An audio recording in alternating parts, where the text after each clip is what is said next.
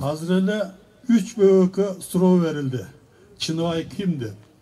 3 бөбөк хором эле айтты: Чыныбай акын, Чыныбай коомдук ишмер, Чыныбай бизнесмен деп. Мына азыр сиздер менен биз көп болуп турабыз. Чыныбай акын деген профессиясыга Чыныбайдын. Мен Баткенден келдим эле. Баткенден жөнөгөндө Баткендин эли Чыныбайдын коомдук ишмер деген эмесиге кылган ишиге, Баткендин элиге кылган жардамыга рахмат айта келгин деп эмени берди эле. Мен ошол рахмат сиздерге айтып кетейин. Чыныбай, өзү билесиздер, Баткен эмне үчүн согуш чыкты Баткенде? Баткенде суу талашып согуш чыкты.